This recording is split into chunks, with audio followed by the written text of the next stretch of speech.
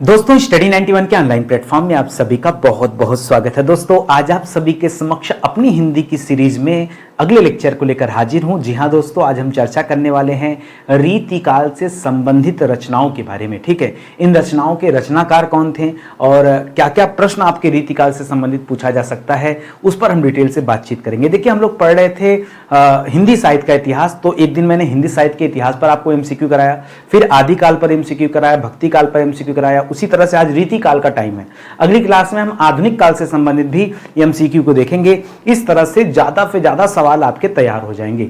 इस सीरीज की एक और खास बात है कि प्रतिदिन हम लोग एक नए अध्याय पर चर्चा करते हैं, एक नए टॉपिक पर चर्चा करते हैं। तो ऐसा नहीं होता है कि रोज आपको एक ही टॉपिक पढ़ाया जाए। ठीक है, पिछले 30-32 दिनों से हम लोग लगातार इस तरह की सीरीज को पढ़ रहे हैं। मुझे लगता है आज हमारी 33वीं क्लास है और ये 33 की 33 क्लास प्रतिदिन अलग अलग टॉपिक पर दी गई है। तो आप जाके पीछे की वीडियो जरूर देखिएगा, बहुत अच्छी आपकी तैयारी होगी। ठीक है, ये जो क्लास हम पढ़ रहे हैं दोस्तों, ये तो निःशुल्क क्लास है।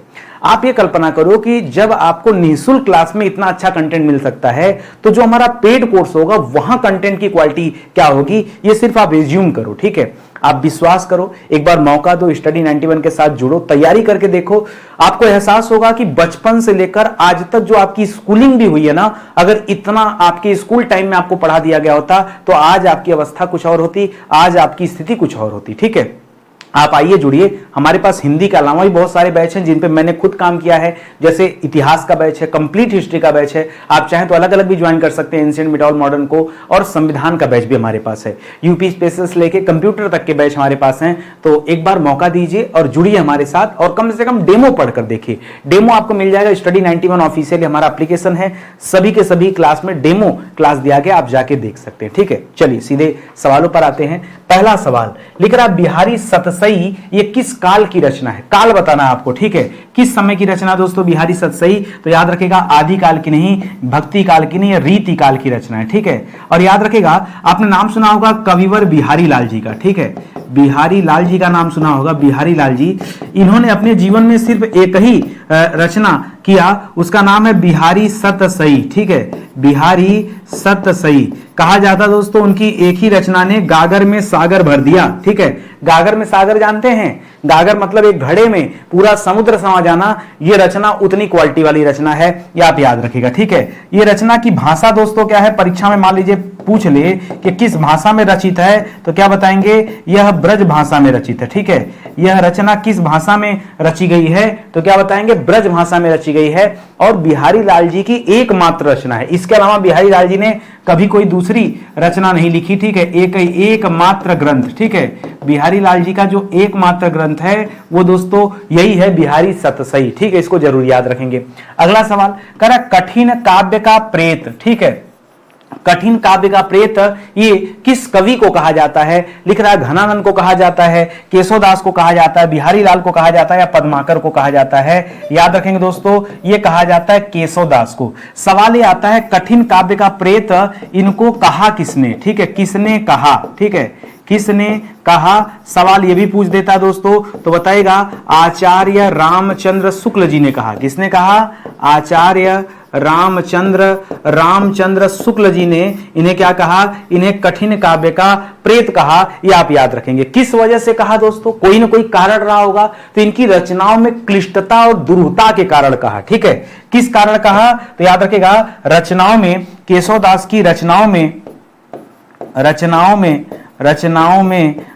में क्लिष्टता। ठीक है, क्लिष्टता। ठीक है, क्लिष्टता एवं दुरूहता। ठीक है, एवं दुरूहता। ठीक है, दुरूहता के कारण, ठीक है, दुरूहता के कारण दोस्तों इन्हें क्या कहा जाता है? इन्हें कठिन काव्य का प्रेत कहा जाता है। इनकी रचनाओं में बड़ी कठिनाई होती है उसको समझने में। ठीक है, इसी वजह से दोस्तों रामचंद्र शुक्ल जी ने इन्हें कठिन काव्य का प्रेत कहा है। इतना डिटेल आपको पता होना चाहिए। सिर्फ ये नहीं कि केशवदास को कहा गया। ठीक है, क्यों कहा गया, किसने कहा, यह भी तो आपको पता होना चाहिए। ठीक है, तो इसको आप याद रखेंगे। ठीक है, अगले सवाल पर आइए। कर शिवराज भूषण ये किसकी रचना है? ठीक है, शिवराज भूषण, ये किसकी रचना है दोस्तों? ठीक है, इसके रचयिता इस रचयिता का नाम बताना है। तो बिहारी लाल जी की तो एक ही रचना बिहारी सतसई देव की रचना नहीं दोस्तों, ये रचना है भूषण की। किसकी रचना दोस्तों? ये भूषण की रचना है। आज हम थोड़ा अलग पैटर्न में पढ़ने वाले हैं। आज हम कई रचनाओं के बारे में देखेंगे। ठीक है, एक ही राइटर से संबंधित हम कई रचनाओं के बारे में पढ़ेंगे। जैसे यह लिखा है दोस्तों शिवराज भूषण, ठीक है, शिवराज भूषण। ठीक है, इसी तरह से याद रखिएगा भूषण हजारा। ठीक है, भूषण हजारा, भूषण हजारा के साथ साथ दूसर उल्लास भी याद रखिएगा। ठीक है, दूसर उल्लास या दूसर उल्लास भी याद रखिएगा, यह भी याद रखिएगा। ठीक है, शिवा बावनी। ठीक है, ये सब दोस्तों किसकी रचनाएं हैं? ये कवि भूषण की अन्य रचनाएं हैं। जैसे आज पूछ दिया आपसे कि भाई शिवराज भूषण किसकी रचना है, कल आपसे ये भी पूछ सकता है। ठीक है, इसी तरह से लिखेगा छत्रसाल दशक। ठीक है, छत्रसाल दशक। ठीक है, शिवराज भूषण हजारा, दूसर उल्लास, शिवा बावनी। ठीक है, शिवा बावनी और आपका छत्रसाल दशक, ये सारी रचनाएं दोस्तों, ठीक है, किसकी है? ये भूषण जी की रचनाएं हैं, याद रखेंगे। ये जो मतिराम दे रहा है, मतिराम की रचना का नाम है ललित ललाम। क्या नाम है दोस्तों? ललित ललाम। इसको याद रखेंगे, बहुत अच्छी किताब है। ठीक है, ये अक्सर परीक्षा में पूछा जाता रहता है।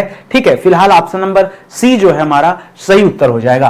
रसिक प्रिया और कवि प्रिया, ये किसकी रचनाएं हैं? दोनों बहुत पॉपुलर रचनाएं दोस्तों, रसिक प्रिया, कवि प्रिया, ये केसो की रचनाओं का नाम है। ठीक है, ये किसकी रचना है दोस्तों? लिखिएगा रसिक प्रिया। अब देखिए कई रचनाएं हैं, जिनमें से यहां पे दो प्रसिद्ध रचनाओं का नाम तो दे ही रहा है, रसिक प्रिया और कवि प्रिया। इनकी तीसरी रचना है रामचंद्रिका, बहुत पॉपुलर रचना दोस्तों। परीक्षा में आता है ना तो लोगों का दिमाग वाल्मीकि और तुलसीदास पे चला जाता है, ध्यान दीजिएगा। ठीक है, इसी तरह से नख सिख।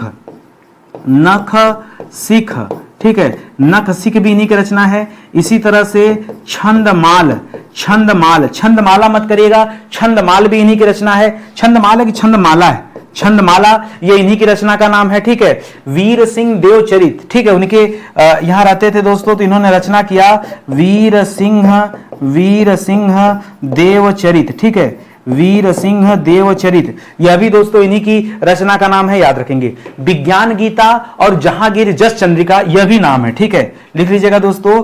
और कौन कौन सी रचना है? विज्ञान गीता। ठीक है, विज्ञान गीता और जहांगीर जस चंद्रिका। ठीक है, जहांगीर जस चंद्रिका। ठीक है, ये सारी रचनाएं इन्हीं की हैं। फिर से याद रखिएगा, रसिक प्रिया हो गया, कवि प्रिया हो गया, नख सिख हो गया, छंदमाल हो गया, विज्ञान गीता हो गया, जहांगीर जस चंद्रिका हो गया, रामचंद्रिका हो गया, वीर सिंह देवचरित हो गया। ये सारी रचनाएं किसकी हैं? ये केशवदास जी की रचनाएं। ठीक है, इन्हीं को रामचंद्र शुक्ल जी ने, आचार्य रामचंद्र शुक्ल जी ने कठिन काव्य का प्रेत कहा। यह भी दोस्तों आप याद रखेंगे। ठीक है, तो इतना तो दोस्तों आपको पता होना चाहिए। ठीक है, रतन बावनी नहीं लिखा ना मैंने कहीं, लिख लीजिए। एक और रचना इनका लिखेगा दोस्तों, रतन बावनी। ठीक है, रतन बावनी दोस्तों। शिवा बावनी देखिए भूषण की रचना है, ध्यान दीजिएगा। शिवा बावनी भूषण की रचना है, रतन बावनी ये केशवदास जी की रचना है। बच्चा क्यों नहीं हो कंफ्यूज यार, क्यों नहीं होगा कंफ्यूज? ठीक है, वो तो परेशान होगा ना, उल्टा सीधा जब उसको तो बावनी रटा हुआ है, उसको पता ही नहीं कि रतन बावनी और शिवा बावनी में कितना बड़ा अंतर है। ठीक है, इसको ध्यान देंगे। अगला सवाल, करा रीतिकाल को श्रृंगार काल की संज्ञा देने वाले विद्वान कौन है? किन्होंने रीतिकाल को श्रृंगार काल कहा? करा आचार्य रामचंद्र शुक्ल जी ने कहा, हजारी प्रसाद द्विवेदी जी ने कहा, आचार्य विश्वनाथ प्रसाद मिश्र जी ने कहा, या मिश्र बंधु ने कहा? तो याद रखेगा, इसे श्रृंगार काल की संज्ञा विश्वनाथ प्रसाद मिश्र जी ने दिया है, जबकि रामचंद्र शुक्ल ने रीतिकाल दिया है नाम। ठीक है, रामचंद्र शुक्ल ने रीतिकाल नाम दिया है, हजारी प्रसाद द्विवेदी जी ने भी रीतिकाल नाम को ही मान्यता दिया है, और मिश्र बंधुओं ने इसे अलंकृत काल कहा है। क्या कहा है दोस्तों? इसे अलंकृत काल कहा है। मिश्र बंधुओं में दोस्तों किसका किसका नाम आता है? गणेश बिहारी, श्याम बिहारी। ठीक है, गणेश बिहारी, श्याम बिहारी और सुखदेव बिहारी। ठीक है, सुखदेव, सुखदेव बिहारी, ये तीन भाइयों का गुट था जिन्हें मिश्र बंधुओं के नाम से जानते हैं। इन्होंने रीतिकाल को अलंकृत काल कहा है, जबकि विश्वनाथ प्रताप मिश्र जी ने क्या कहा है, रीतिकाल को श्रृंगार काल कहा है। इन्होंने क्या कहा दोस्तों, ये मिश्र से याद रखेंगे, श्र से याद रखेगा श्रृंगार, ठीक है, इस तरह से याद रखेगा। आपको क्या लगता है नितिन सर को कैसे याद है? ऐसे ही याद है यार, ठीक है, वरना मैं भी भूल जाता ना, कोई ना कोई ट्रिक बना के रखना पड़ता है। देखिए याद करने के दो तरीके होते हैं, या तो बहुत ज्यादा प्रैक्टिस कराने से चीजें याद हो जाती हैं, बहुत ज्यादा लगातार पढ़ाते पढ़ाते बोलते बोलते वो चीजें दिमाग में बैठ जाती हैं, ठीक है, या तो ट्रिक से चीजें याद होती है। इसके अलावा कोई दूसरा तरीका नहीं है, ठीक है। प्रैक्टिस कराने का मतलब बार बार पढ़ना, बार बार बोलना, बार बार लिखना, ये आप भी कर सकते हैं। कोई चीज अगर आपको नहीं याद होती है तो उसको लिखिए, पढ़िए, बार बार देखिए, समझिए, अपने आप याद हो जाएगा, ठीक है। आप क्या करते हैं, हमेशा डिपेंड रहते हैं पीडीएफ पे, खुद से कुछ नहीं करना है, अपने हाथ में कलम ना आने पाए, कुछ लिखने ना पाए, ठीक है। तो ये डिपेंडेंसी जब तक खत्म नहीं होगी तब तक चीजें याद नहीं होंगी। ये साहित्य का पार्ट है भाई, ठीक है। इसका बहुत ज्यादा शॉर्टकट भी नहीं, कहीं कहीं शॉर्टकट मिल गया, चलो विश्वनाथ प्रताप मिश्र में श्र मिल गया, श्रृंगार काल हो गया, एक हो गया, लेकिन हर चीज को नहीं याद रख सकते ना। अब जैसे अलंकृत काल कहा है मिश्र बंधु, मिश्र बंधु में भी श्र आ रहा है, बच्चा ये सोच ले कि श्र से इनको भी श्रृंगार काल में डाल दें, तो ऐसे नहीं काम चलेगा, वो पढ़ने से आता है, ठीक है। आगे देखिए, कह रहा काव्य निर्णय। काव्य निर्णय या ग्रंथ का नाम है दोस्तों, आपको बताना है काव्य निर्णय ग्रंथ ये किस कवि से संबंधित है, मतीराम से, देव से, भिखारी दास या पद्माकर जी से, किससे संबंधित है? तो काव्य निर्णय जो ग्रंथ है, मैंने मतीराम का एक प्रसिद्ध ग्रंथ बताया था ललित ललाम, ठीक है, ललित ललाम बताया था, याद रखेंगे। देव की नहीं, यह रचना है भिखारी दास जी की। किसकी रचना है दोस्तों? यह रचना है भिखारी दास जी की, लिख लीजिएगा। भिखारी दास की कुछ और रचनाएं आप याद रखेगा, जैसे आज तो काव्य निर्णय दिया है, ये ठीक है। एक और रचना इनका रस सारांश, ठीक है। भिखारी दास की एक रचना का नाम है रस सारांश, ठीक है। परीक्षा में दोस्तों ये रस सारांश भी पूछ सकता है, श्रृंगार निर्णय पूछ सकता है, ठीक है, श्रृंगार निर्णय पूछ सकता है। एक छंदारड़व है, ठीक है, एक रचना है छंदारड़व, ठीक है, छंदारड़व, ठीक है, थोड़ा सा अटपटा नाम है छंदारड़व, ठीक है, छंदारड़व पिंगल, ठीक है, छंदारड़व पिंगल ऐसे करके नाम है, इसको दोस्तों स्टार लगा लीजिएगा, ठीक है। यह भी खतरनाक सवाल है। ये भिखारी दास की रचना है, कौन कौन सी? काव्य निर्णय हो गया, रस सारांश हो गया, श्रृंगार निर्णय हो गया। देखिए काव्य निर्णय, श्रृंगार निर्णय दोनों में निर्णय लगाए तो याद रख सकते हैं। निर्णय क्या रखना दोस्तों, आप याद रखेगा निर्णय भिखारी दास, ठीक है, तो इस तरह से आपको याद रहेगा निर्णय भिखारी दास। अब बाकी छंदारड़व पिंगल ये भी आप याद रखेंगे किसकी रचना है, ये भिखारी दास की ही रचना है, इसे आप ध्यान में रखिएगा, ठीक है। अगले सवाल पर आइए, कह रहा इनमें से कौन सा कवि रीति मुक्त धारा से संबंधित है? क्या दे रहा दोस्तों? देखिए रीति काल में दो तरह के कवि हुए, एक रीति मुक्त कवि थे और एक रीतिबद्ध कवि थे, ठीक है। तो रीति मुक्त कवि दोस्तों इसमें से कौन रहे हैं? बिहारी जी, घनानंद जी, केशवदास और मतीराम, सॉरी रीति मुक्त, हाँ रीति मुक्त बताना कौन रहे हैं, तो घनानंद याद रखेंगे, ये रीति मुक्त रहे। यहां पे एक काम करिए, ऐसे लिख लीजिए, ठीक है। मान लीजिए दो सवाल आपसे पूछ दिया, ठीक है, दो सवाल आपसे पूछ दिया, एक तरफ दे दिया दोस्तों रीतिबद्ध कवि, ठीक है, रीतिबद्ध कवि दे दिया, दूसरी तरफ दे दिया रीति मुक्त कवि, ठीक है, रीति मुक्त कवि, ठीक है, इस तरह से दे दिया। मान लीजिए आपसे पूछ लिया सवाल, ठीक है, तो क्या बताएंगे? रीतिबद्ध में आप याद रखेंगे बिहारी लाल, ठीक है, बिहारी लाल रीतिबद्ध कवि हैं, ठीक है, रीतिबद्ध कवि हैं, ठीक है। इसी तरह से केशवदास, यह भी दोस्तों कठिन काव्य का प्रेत कहा जाता है, ये भी रीतिबद्ध कवि हैं। मतीराम जी यह भी रीतिबद्ध कवि हैं, ठीक है। ये जो क्रम दे रहा है ये रीतिबद्ध कवि हैं। आपसे सवाल पूछा कौन रीति मुक्त कवि हैं, तो घनानंद जो है दोस्तों ये रीति मुक्त कवि हैं। घनानंद, शेख आलम, ठीक है, ये लोग जो थे दोस्तों, ठीक है, जैसे घनानंद को याद रखेंगे, जैसे आलम को याद रखेंगे, शॉर्टकट में आलम ही देता है, लेकिन पूरा नाम इनका था दोस्तों शेख आलम, ठीक है, शेख आलम देता है, ठीक है। तो ये लोग जो थे दोस्तों ये रीति मुक्त धारा के कवि कहे जाते हैं। एक दो कवियों का नाम इसमें और नोट कर लीजिएगा, बोधा हो गए, ठाकुर हो गए, देव हो गए, देव को लिख लीजिए पहले, देव हो गए, ठीक है, बोधा हो गए, ठीक है, बोधा हो गए, ये जो है दोस्तों ये रीति मुक्त कवि हैं, याद रखें। घनानंद हो गए, बोधा हो गए, देव हो गए, आलम हो गए, रीति मुक्त कवि हैं। बाकी इधर जो दे रहा दोस्तों ये लोग रीतिबद्ध कवियों के अंतर्गत आते हैं, इसे आप ध्यान में रखिएगा, ठीक है। अगला सवाल देखिए, अगला दे रहा है कि कविवर बिहारी लाल किसकी रचना है? देखिए कविवर बिहारी लाल, ठीक है, एक बिहारी लाल नाम के व्यक्ति हैं, उन्होंने बिहारी सतसई लिखा है, ठीक है, याद रखेंगे जो बिहारी लाल जी हैं, ठीक है, जो बिहारी लाल जी हैं इनकी रचना का नाम है बिहारी सतसई, ठीक है, बिहारी सतसई यह ग्रंथ दोस्तों इन्होंने लिखा है, ठीक है, लेकिन कविवर बिहारी लाल ये ग्रंथ का नाम दे रहा है, ठीक है, कह रहा ये जो है दोस्तों इनके नाम ही से ग्रंथ लिख दिया गया, ये किसकी रचना है? क्या यह आचार्य रामचंद्र शुक्ल ने लिखा है? नहीं। बद्री नारायण चौधरी ने लिखा, ये दो लोग तो पक्का नहीं। ठाकुर जगमोहन सिंह, राधा कृष्ण दास, इन्हीं में से किसी एक ने लिखा है, याद रखेगा, ठाकुर जगमोहन सिंह नहीं, राधा कृष्ण दास की रचना है कविवर बिहारी लाल, ठीक है। राधा कृष्ण दास की ये जो रचना दोस्तों आलोचनात्मक ग्रंथ है, क्या दोस्तों, यह इनकी आलोचनात्मक ग्रंथ है, इसे दोस्तों आप ध्यान में रखेंगे, राधा कृष्ण दास की रचना। ये परीक्षा में सवाल आ जाए और ऑप्शन में बिहारी लाल मिल जाए तो 99% बच्चे जिनको नहीं पता होगा वो बिहारी लाल ही टिक करके आगे बढ़ जाएंगे, ठीक है। मैंने तो ऑप्शन नहीं हटाया, लेकिन अगर मैं बिहारी लाल का ऑप्शन डाल दिया होता तो जानिए बहुत सारे बच्चों ने यहां पर गलत जवाब दिया होता, ठीक है। तो आपको साहित्य को इस कदर पढ़ना है, इतना डिटेल में पढ़ना है, तब जानिए कि आपकी तैयारी ठीक ठाक है। करा इनमें से ऋतु वर्णन की दृष्टि से, ठीक है, ऐसे कवि का नाम बताना जिन्होंने ऋतुओं का गजब का वर्णन किया है, एकदम सजीव चित्रण कर दिया है, ठीक है, ऋतुओं का सजीव चित्रण, पर्यावरण का, प्रकृति का, ठीक है, उसका सजीव चित्रण किया है। करा ऐसा करने वाले कौन सा कवि सर्वश्रेष्ठ माना गया है? किन्होंने दोस्तों ऐसा किया है? बिहारी लाल जी ने किया है? नहीं। रस खान जी ने किया है? नहीं। पद्माकर और सेनापति में से, कि सेनापति याद रखेंगे, ठीक है, सेनापति ने दोस्तों क्या किया है? सजीव चित्रण किया है, ठीक है, लिखेगा ऐसे लिखेगा, ठीक है, सेनापति जी ने, ठीक है, लिखेगा सेनापति ने ऋतुओं का सजीव वर्णन किया है, ठीक है, ऋतुओं का सजीव वर्णन दोस्तों इनकी रचनाओं में देखने को मिल जाएगा। तो कभी भी सवाल पूछे तो सेनापति आपको जवाब देना है, बाकी का ऑप्शन दोस्तों गलत है। इनको दोस्तों उपाधि दिया गया था कवित्र रत्नाकर की उपाधि, ठीक है, इनको क्या कहा गया दोस्तों? इनको कहा गया है कवित्र रत्नाकर, ठीक है, इनको कवित्र रत्नाकर भी कहा गया है, यह भी दोस्तों परीक्षा में पूछा जा सकता है। अगला सवाल कह रहा रीतिकालीन कवि जो सेनापति थे इनके गुरु कौन थे? इनके गुरु लिख रहा नरहरि थे, शेष सनातन थे, वल्लभाचार्य थे या हीरामणि दीक्षित थे, ठीक है।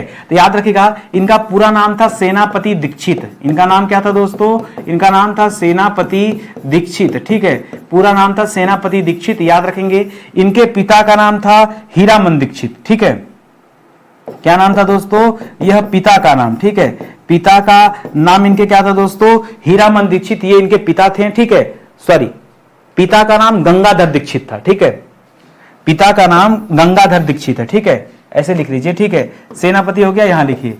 पिता इनके कौन थे दोस्तों? इनके पिता हैं गंगाधर दीक्षित, ठीक है, गंगाधर दीक्षित इनके पिता हैं, और हीरामन दीक्षित दोस्तों यह इनके गुरु थे। हीरामन, और आपसे गुरु के बारे में ही पूछा है तो याद रखेंगे नरहरि मत बोलेगा। नरहरिदास दोस्तों ये तुलसीदास जी के गुरु कहे जाते हैं, ठीक है, नरहरिदास ये तुलसीदास के गुरु कहे जाते हैं, ठीक है, तुलसीदास के गुरु कौन थे दोस्तों? नरहरिदास थे, ठीक है। ऐसे तो रामानंद को भी माना जाता है, लेकिन नरहरिदास को भी कहा जाता है, यह भी कहा जाता है रामानंद के शिष्य जो है नरहरिदास थे और उनके शिष्य तुलसीदास जी थे, और कहीं कहीं पे लिखा है कि नहीं रामानंद के ही शिष्य थे। तो दोनों बातें याद रखेंगे, इनके दो दो गुरुओं के नाम है, ठीक है। यहाँ हीरामन दीक्षित आपका दोस्तों सही जवाब हो जाएगा, ये सेनापति के गुरु का नाम था, ये भी आप याद रखेंगे, ठीक है। करा सुमेलित करना है, करा कवित्र रत्नाकर दोस्तों किसे कहा गया? अभी थोड़ी देर पहले आपको बताया कि कवित्र रत्नाकर सेनापति को कहा गया, मतलब ए में 4 हो जाएगा। अब देखिए दो ऑप्शन तो ऐसे ही गलत हो गए, क्योंकि ए में 4 या तो ऑप्शन नंबर ए में मिल रहा है या तो डी में मिल रहा है, ठीक है। और आगे देखिए कर रसराज और वाड़ी भूषण और इसका नामा, ये सब उपाधियां हैं, तो किस राइटर को कौन सी उपाधि दी गई है यहां पर सिर्फ आपको मिलान भर कर लेना है। आइए देखते हैं दोस्तों, ठीक है। तो रसराज की उपाधि दोस्तों ये मतीराम को दिया गया है, वही मतीराम जिन्होंने ललित ललाम की रचना किया था, ठीक है। और फिर क्या हो जाएगा दोस्तों? वाड़ी भूषण जो है ये किसे कहा गया है, ठीक है, नहीं ये रचनाओं का नाम है यार, ठीक है। कवित्र रत्नाकर ये मैंने उपाधि दिया ना पीछे, ठीक है, इसको सुधार कर लीजिए थोड़ा सा, ठीक है। ये इनका प्रमुख ग्रंथ है, सेनापति का जो प्रमुख ग्रंथ है ये कवित्त रत्नाकर है, ठीक है।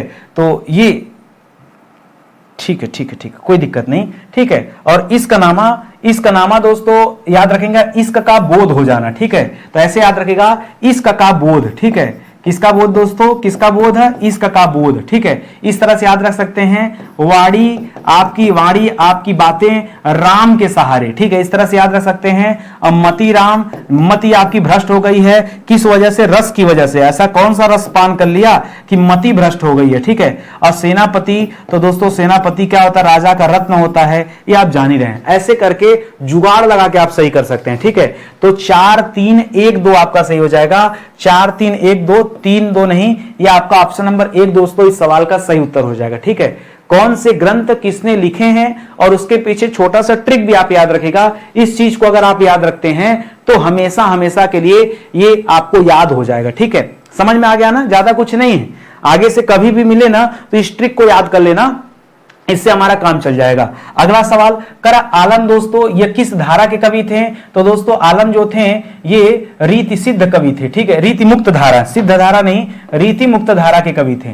मैंने आपको बताया था कि आप याद रखेगा घनानंद का नाम, किसका नाम याद रखेंगे, घनानंद का नाम, ठीक है। आप याद रखेगा आलम का नाम, ठीक है, आप याद रखेगा दोस्तों, ठीक है। आलम में मैंने बताया था शेख आलम याद रखेंगे, शब्द याद रखेगा दोस्तों, शेख आलम, ठीक है, शेख आलम का नाम आप याद रखेगा, बोधा का नाम, ठीक है। ये लोग जो थे दोस्तों ये रीति मुक्त धारा के कवि कहे जाते हैं, ठीक है। तो इनका नाम दोस्तों आप विशेष रूप से याद रखेंगे, ठीक है। अगला सवाल, निम्नलिखित में से कौन से कवि रीति सिद्ध धारा के कवि हैं। क्या दे रहा दोस्तों, रीति सिद्ध दे रहा है। देखिए पीछे आपने पढ़ा था रीतिबद्ध और रीति मुक्त, ठीक है। ये रीति सिद्ध पूछ रहा दोस्तों कि कौन इनमें से रीति सिद्ध धारा के माने जाते हैं। तो बिहारी लाल जी को माना जाता है, ठीक है। इनको क्या माना जाता है दोस्तों, इनको रीति सिद्ध धारा का कवि माना जाता है। एक ही किताब लिखा जो सब पे हावी हो गया, ये आप याद रखेंगे, ठीक है। बाकी यहां पर देव का नाम भी याद रखेगा, ठीक है। देव को द्विज देव कहा जाता है, देव को क्या कहा जाता है, देव को द्विज देव कहा जाता है, ये भी याद रखेंगे। ये रीति मुक्त वाले में थे, ठीक है। तो इस चीज को दोस्तों आप ध्यान में रखेंगे, ठीक है। और आगे बढ़िए, करा शिवा बावनी, ये तो आपको पढ़ा चुका हूं, शिवा बावनी, ठीक है। शिवा बावनी, शिवा बावनी से याद आ गया रतन बावनी, ठीक है। रतन बावनी किसकी रचना थी दोस्तों, रतन बावनी यह केशव दास की रचना है। रतन बावनी किसकी रचना दोस्तों, यह केशव दास जी की रचना है। करा शिवा बावनी छत्रसाल दशक और दूसरा उल्लास, ये किसकी रचना है दोस्तों, ये भूषण की रचनाओं के नाम है। पीछे मैंने पढ़ाया था, ठीक है। ये किसकी रचनाओं का नाम है दोस्तों, ठीक है, भूषण की रचनाओं का नाम है। क्या क्या मैंने बताया था, मैंने आपसे शिवा बावनी भी बताया था पिछली टाइम, ठीक है। छत्रसाल दशक भी बताया था, ठीक है, छत्रसाल दशक भी बताया था। भूषण हजारा भी बताया था, भूषण हजारा भी बताया था, ठीक है। दूसरा उल्लास भी बताया था, ठीक है, दूसरा उल्लास भी बताया था। ये सारी जो रचनाएं हैं ये भूषण की रचनाओं के नाम है, ठीक है। ये रीतिकाल के बहुत प्रमुख कवि हैं, ये इनकी रचनाओं के नाम हैं, ये आप याद रखेंगे। करा छंदों की विविधता केशव की किस रचना में मिलती है, ठीक है। छंदों की विविधता ये केशव की किस रचना में मिलती है, रसिक प्रिया, कवि प्रिया, विज्ञान गीता, ये सब केशव दास जी की रचना है, ठीक है। और यहां पर रामचंद्रिका जो है दोस्तों इसमें छंदों की विविधता देखने को मिलती है, ठीक है। छंदों की विविधता देखने को मिलती है, ये आप याद रखेंगे। और ये सारी रचनाएं तो दोस्तों किसकी है दोस्तों, ये सभी की सभी रचनाएं ये केशव दास की रचनाएं, ठीक है। ये केशव दास जी की रचनाएं हैं। इसके अलावा और भी रचनाएं हैं जो यहाँ पे नहीं दिया गया है। जहांगीर जस चंद्रिका, ठीक है, जहांगीर जस चंद्रिका यह भी दोस्तों केशव दास की रचना है। नख सिख यह भी केशव दास की रचना है। छंदमाला यह भी केशव दास की रचना है। याद आया कि नहीं, ठीक है। ये सब दोस्तों हम लोग पीछे पढ़े हुए थे और उनके साथ इन तीनों चारों को याद रखिएगा। भाई क्लास पढ़ ही रहे हैं तो जितना ज्यादा रिवीजन करेंगे उतना आपके लिए फायदेमंद रहेगा। और आप किसी भी परीक्षा को देने जा रहे हैं, अगर हिंदी साहित्य के सवाल आने हैं तो इस लेक्चर को देख लीजिए, बहुत आपके लिए हेल्पफुल साबित होगा। एक क्लास में मैं कितनी चीजें आपको घोल के पिला सकता हूं। मैं आपसे कह तो रहा हूं कि आप मौका दीजिए और हमारे पेड कोर्स में आइए। अगर आपको विधिवत पढ़ना है तो आप पेड कोर्स में आइए, वहां बहुत अच्छे तरीके से मैंने आपको पढ़ाया हुआ है, ठीक है। तो यहां याद रखेगा। अच्छा, ये जो पॉइंट दे दिया था दोस्तों इसको जरूर याद रखेगा ये वाला पॉइंट कि विविधता, छंदों की विविधता दोस्तों ये कहां देखने को मिलती है, छंदों की विविधता ये रामचंद्रिका जो ग्रंथ है ये इसमें देखने को मिलती है। इस चीज को दोस्तों आप याद रखेंगे, ठीक है। अगला करा अलंकार पंचासिका। अलंकार पंचासिका ये किस रीतिकालीन कवि द्वारा लिखा गया दोस्तों ग्रंथ है, अलंकार पंचासिका, ठीक है। मतिराम, पद्माकर, गोप और भूषण। देखिए एक बात तो तय है कि भूषण इसके राइटर नहीं है दोस्तों, ठीक है, इसके राइटर है मतिराम। सीधा सीधा बता दूं इसके राइटर कौन है, इसके राइटर है मतिराम। और मतिराम के रचनाओं के बारे में मैंने पहले आपको बता दिया था, ललित ललाम इनकी सबसे फेमस रचना है, याद रखेंगे, ठीक है। और रसराज भी इन्हीं की रचना है, ठीक है, क्योंकि पीछे बताया था कि कौन सा रस ले लिया कि मति भ्रष्ट हो गई, ठीक है।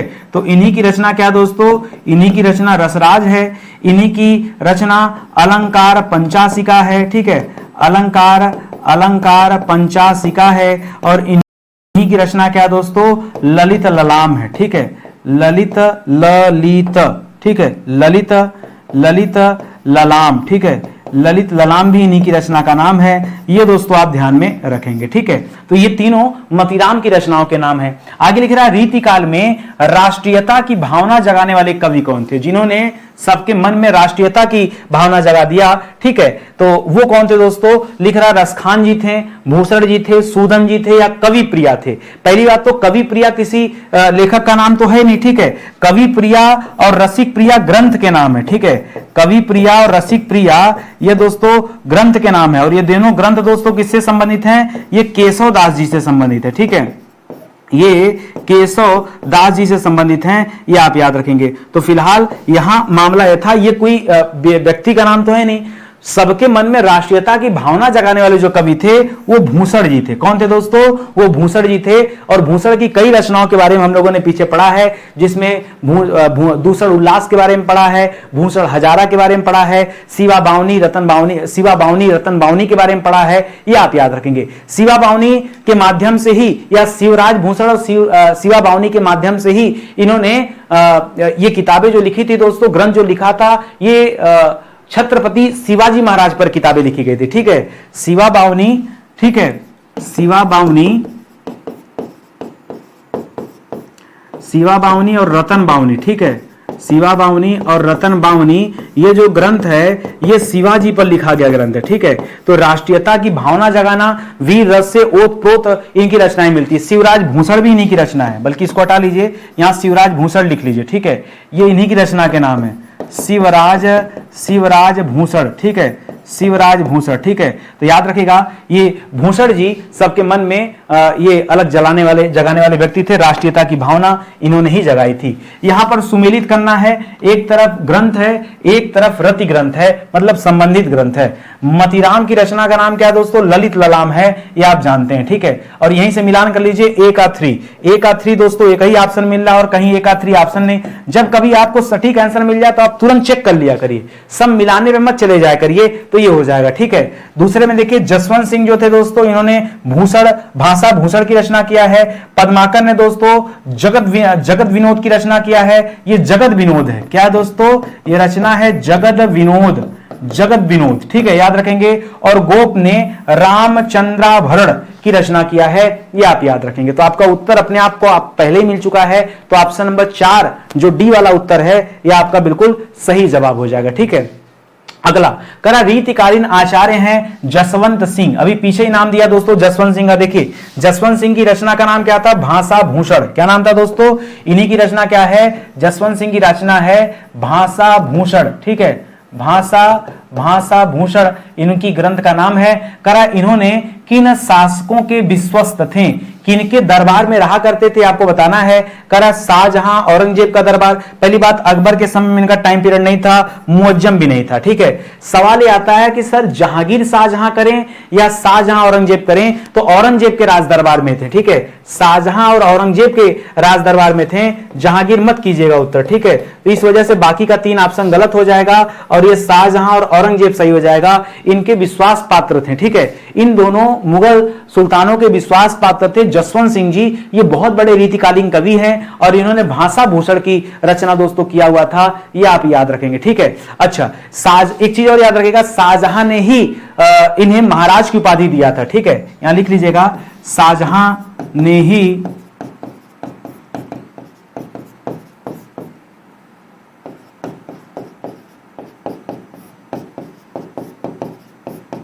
जसवंत सिंह को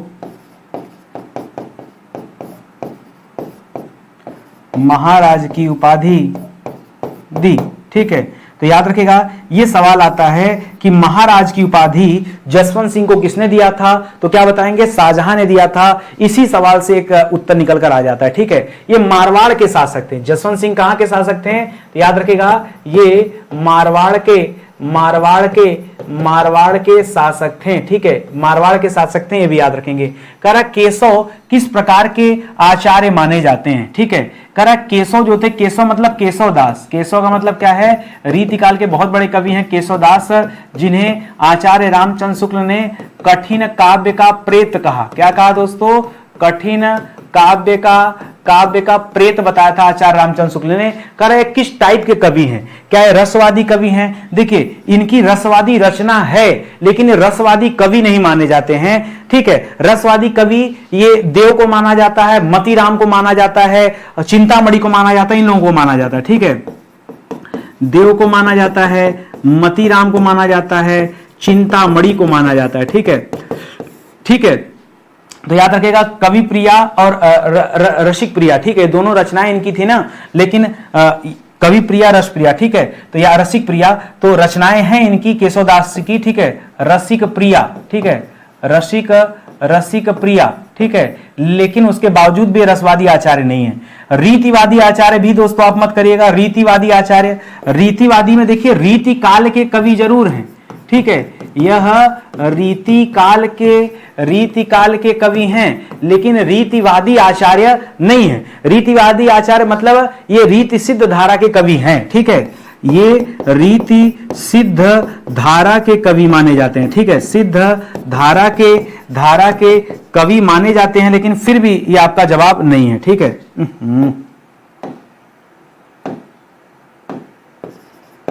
लेकिन ये भी आपका, ये अलंकारवादी कवि माने जाते हैं। जी हाँ, केशव को हमेशा अलंकारवादी कवि कहा गया है, ये आप याद रखेंगे। उपरोक्त सभी अगर परीक्षा में आ जाए ना, तो ज्यादातर बच्चे ही सोचेंगे कि उपरोक्त सभी कर लीजिए, क्योंकि ये सारी क्वालिटी जो है ये केशवदास के अंदर थी, तो क्यों ना सब कर लिया जाए। नहीं, सब मत करिएगा, उनको स्पेशली अलंकारवादी कवि की श्रेणी में रखा गया है। इस पॉइंट को भी आप विशेष रूप से समझेंगे और याद रखेंगे। कर घनश्याम, जी हाँ दोस्तों, घनश्याम किस कवि का उपनाम है। ठीक है, किसका उपनाम दोस्तों घनश्याम है। मतीराम का क्या, देव का क्या, रसनिधि नहीं। आचार्य भूषण जो थे दोस्तों, इनके बचपन का नाम ही क्या था दोस्तों, घनश्याम नाम था। ठीक है, चित्रकूट के राजा रुद्र सोलंकी ने इन्हें यह उपाधि दिया था। ठीक है, चित्रकूट के राजा रुद्र सोलंकी। ठीक है, रुद्र सोलंकी ने ठीक है घनश्याम को भूषण की उपाधि दी। ठीक है, भूषण की उपाधि दी। ठीक है, तो इनको उपाधि मिला था, तब इनको भूषण के नाम से जाना गया। शुरुआत में घनश्याम के नाम से ही दोस्तों इन्हें जाना जाता था। ठीक है, करा देव ने किस नए संचारी भाव की उद्भावना की है, खोज किया है। तो दोस्तों अगर संचारी भाव को आप पढ़ेंगे तो संचारी भाव की संख्या कितनी मानी जाती है, सिर्फ 33 मानी जाती है। संचारी भाव 33 मानी जाती है। ठीक है, लेकिन संजोग देखिए 34वां संचारी भाव की खोज दोस्तों किसने कर दिया, ये देव ने कर दिया।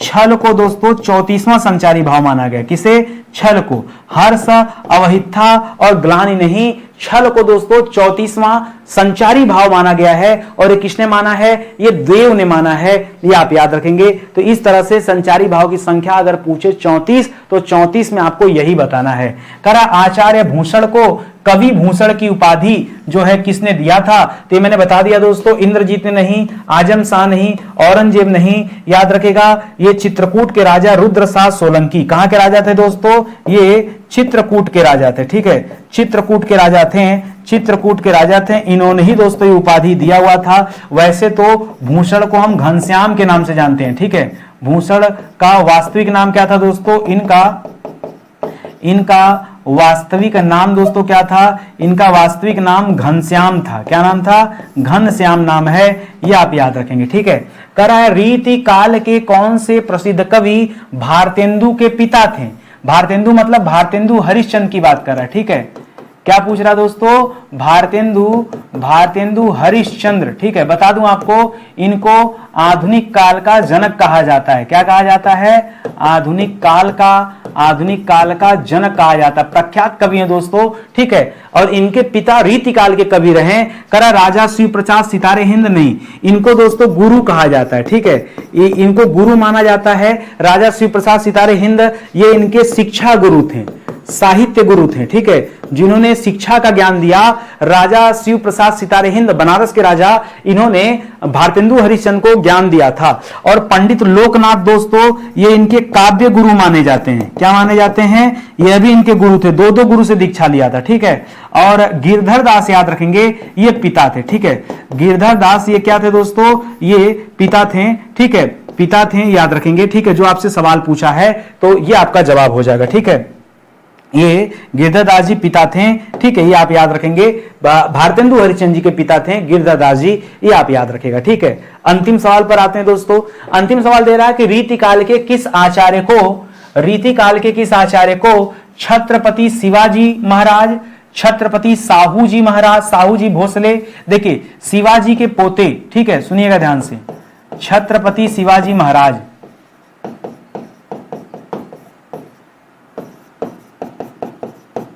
इनके बारे में, और इनके पौत्र कौन थे दोस्तों, साहू जी भोसले। ठीक है, साहू जी भोसले। ठीक है, साहू जी भोसले के बारे में, और अलग से, ठीक है, और अलग से छत्रसाल बुंदेला। ठीक है, छत्रसाल बुंदेला। ठीक है, कर इन लोगों के राजाओं का राजाश्रय किसको प्राप्त था, इनके दरबार में कौन रहता था, तो याद रखेगा कौन रहते थे दोस्तों। अब देखिए, भूषण और केशव में आप परेशान हैं। एक बात बताइए, ये शिवा बावनी की रचना किसने किया है, भूषण ने ही तो किया है, तो केशव पे कहां जा रहे हैं। ठीक है, भूषण ने ही तो शिवा बावनी की रचना किया है। तो याद रखेगा दोस्तों, जो केशव दास थे ये ओरछा के राजा राम सिंह के दरबार में रहते थे। ठीक है, ये जो थे ये ओरछा के राजा राम सिंह, ठीक है, राम सिंह के दरबार में ये रहते थे, याद रखेंगे। ठीक है, जबकि भूषण दोस्तों ये कि 3 लोगों के दरबार में रहे हैं, शिवाजी के दरबार में भी दोस्तों। ठीक है, शिवाजी के दरबार में, और भोसले साहू जी भोसले जो थे दोस्तों उनके यहां भी। ठीक है, साहू जी भोसले। ठीक है, और अंतिम में छत्रसाल बुंदेला। ठीक है, छत्रसाल बुंदेला के यहां भी रहे। ठीक है, और इसीलिए दोस्तों इन्होंने छत्रसाल, जब इनके यहां रहे तो छत्रसाल दशक की रचना की। ठीक है, इनके यहां रहे तो रचना किया छत्रसाल दशक। ठीक है, छत्रसाल दशक। इसी तरह से शिवाजी के यहां थे तो लिखा शिवा बामनी। ठीक है, शिवा बामनी, शिवराज भूषण। ठीक है, शिवराज भूषण, ये रचनाएं दोस्तों रची गई। ठीक है, तो इस तरह से दोस्तों ये छोटी छोटी बातें भी आप जो है याद रखेंगे, समझते चलेंगे। ठीक है, और इस तरह से दोस्तों यदि पढ़ा जाए तो बहुत अच्छी हमारी तैयारी हो जाएगी। ये तो आप फ्री की क्लास देख रहे हैं। ठीक है, कभी मौका मिले तो आप हमारे पेड कोर्स को जरूर ज्वाइन कीजिएगा। और आप सभी को इंतजार जो था दोस्तों आपकी अपनी हिंदी की किताब का, ये किताब दोस्तों आ चुकी है, जिसे आप ऑनलाइन ऑर्डर कर सकते हैं हमारे वेबसाइट या एप्लीकेशन से। ठीक है, 632 पेज की किताब है, पूरे 6000 सवाल इस किताब में दिए गए हैं। बहुत अच्छी किताब है। कम से कम ये किताब और हिंदी का कोर्स ये आप अपने पास रखिए, भारत का कोई भी एग्जाम देने के लिए आप स्वतंत्र हो जाएंगे, जान लीजिए। कई बार बच्चे पूछते हैं कि सर आप जैसा कैसे बने, जितनी हिंदी आपको आती उतनी हिंदी मुझे आ जाए। बैच ज्वाइन कर लो। बैच में मैंने अपने दिमाग को समझ लीजिए कॉपी कर दिया है, जो कुछ मुझे आता है हिंदी में सब कुछ आपको बैच में दे दिया है। ठीक है, और प्राइस एकदम नॉमिनल सा फीस है, 100 रुपए महीने भी फीस नहीं है, महीने की बात कर रहे हैं। आपके गांव में आप कितने भी छोटे से छोटे गांव में रहते हो, शहर में रहते हो, 100 रुपया में कोई आपके घर पे ट्यूशन नहीं पढ़ाता बच्चों को, एलकेजी यूकेजी वालों को ट्यूशन नहीं पढ़ाता। स्कूल की फीस पता कर लेना, प्राइमरी को छोड़ दो, सरकारी स्कूलों को छोड़ दो, किसी भी अन्य स्कूल में पता कर लेना, जो छोटे बच्चे होते हैं ना 100 रुपए से ज्यादा महीने में उनकी फीस जाती है। ठीक है, और आपको मैं यहाँ पर इतनी सुविधाओं के साथ एक क्लास दे रहा हूं, आप जितने चाहे उतने बार देख लो, पढ़ लो, समझ लो, डिटेल में पढ़ लो, क्वेश्चन आंसर कर लो, नोट्स ले लो, सब तो दे रहा हूं। क्या बचा, अब इससे सस्ता क्या मिल जाएगा आपको। ठीक है, पढ़ाई करने के लिए भी तो देखो थोड़ा सा खर्च तो करना पड़ेगा। ठीक है, एकदम से निःशुल्क ये हमारे लिए संभव नहीं है, क्योंकि हमको कहीं से सरकारी सहायता नहीं प्राप्त हो रही कि मैं आपको सब चीजें फ्री में देता रहूं। भाई हमारी भी तो रोजी रोजगार चलना चाहिए, ठीक है। और उसके लिए ये जो बेसिक नॉमिनल फीस है ये जरूरी है, ठीक है। तो आप फीस उसका चक्कर छोड़िए, मुद्दा तो ये है कि क्लास में दम कितना है, क्लास पढ़ने से हम आपको सिखा कितना पाते हैं, एग्जाम में कितने क्वेश्चन फंसा पाते हैं, असल मुद्दा ये है। फीस तो लोग 50,000 लाखों रुपया लेके पढ़ा रहे हैं, लेकिन अगर समझा नहीं पाए, सिखा नहीं पाए, फंसा नहीं पाए एग्जाम में, तो मतलब क्या उनके पढ़ाने का। तो सारा मुद्दा आके यहां रुकता है। तो आप हमसे पढ़कर देखिए, खुद ही आपको पता चल जाएगा, ठीक है यार। जब यूट्यूब के क्लास से फंस जाता सवाल, तो पेड कोर्स से काहे नहीं फंसेगा। और मैं देखिए, एक अध्यापक जब बहुत बड़ा हो जाता ना, वो कंटेंट राइटिंग कराने लगता दूसरों से। मेरे बारे में आप पता कर लीजिए, मेरे कोचिंग संस्थान में बहुत सारे अध्यापक रहे, मैंने आज तक कभी से किसी से कंटेंट राइटिंग नहीं करवाया। मुझे जो पढ़ाना होता है उसको मैं खुद ही बनाता हूं, खुद से बनाता हूं। मैंने कभी कंटेंट राइटर से काम करवाकर उनके द्वारा दिए गए मैटर को मैंने क्लास में नहीं पढ़ाया, चाहे वो पेड क्लास हो चाहे वो यूट्यूब क्लास हो। आप यूट्यूब वाली क्लास भी पढ़ते होंगे तो आपको क्वालिटी लगता होगा, दम लगता होगा कि नहीं क्लास में दम है। सारे क्वेश्चन मैं खुद ही कलेक्ट करता हूं, सारे क्वेश्चन सर्च करने का काम मेरा खुद का होता है। क्या क्वेश्चन है, क्या ऑप्शन है, क्या देना है, वो सब कुछ मैं खुद से डिसाइड करता हूं। किसी दूसरे पर डिपेंडेंसी नहीं होती, चाहे मेरा फ्री वाली क्लास हो चाहे मेरी पेड क्लास हो, दोनों जगह के हाल आते हैं, ठीक है। तो ये हमारा एप्लीकेशन स्टडी 91 ऑफिशियल, इसे डाउनलोड कर लीजिए, इसी पे सारी क्लास आपको देखने को मिलेगी। जो हमारा सुपर सेलिंग बैच है दोस्तों, हिस्ट्री का बैच है और संविधान का बैच है। हिंदी तो पढ़ ही रहे हैं, कभी जीके जीएस मुझसे पढ़ के देखिए, दिल खुश हो जाएगा आपका दोस्तों। भरोसा रखिए, नितिन सर के साथ हैं तो भरोसा रखिए, ठीक है। ये हमारा हेल्पलाइन नंबर है।